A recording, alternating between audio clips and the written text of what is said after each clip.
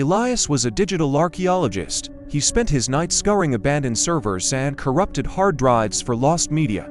Most of it was garbage, blurry family photos, or dead links until he found the Mirror project.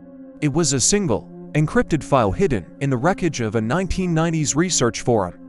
When he finally cracked it, his screen didn't show video or a document. It just turned into a high-definition feed of his own room, viewed from the corner of his ceiling. Elias froze. He didn't own a webcam, let alone one mounted on the ceiling. He looked up at the corner. There was nothing there but peeling wallpaper. He looked back at the screen.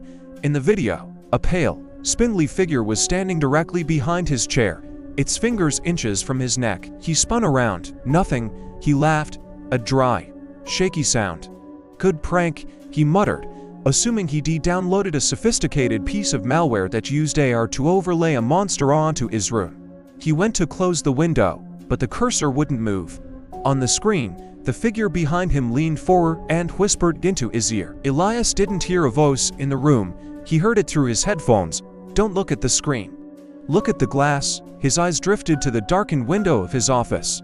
In the reflection of the glass, he saw the room clearly. He saw his desk, his lamp, and his own terrified face. But in the reflection, the door to his office was open. In reality, he had locked that door an hour ago. Elias kept his eyes locked on the window reflection. He watched as the reflected door creaked wider.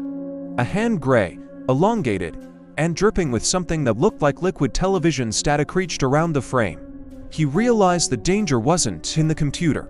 The software wasn't showing him a fake video. It was a window. The Mirror project wasn't a file. It was a bridge. By cracking the encryption, he hadn't opened a folder, he had unlocked the door from the other side. He felt a sudden, icy pressure on his shoulder. He looked at the computer monitor one last time. The screen showed Elias sitting at his desk, but the Elias on the screen was now looking directly at the camera with a static-filled grin. The real Elias, the one feeling the cold hand was being pulled backward, his body beginning to pixelate and dissolve into gray nose. As his vision flickered out, the last thing he heard was the sound of a mouse clicking. File save.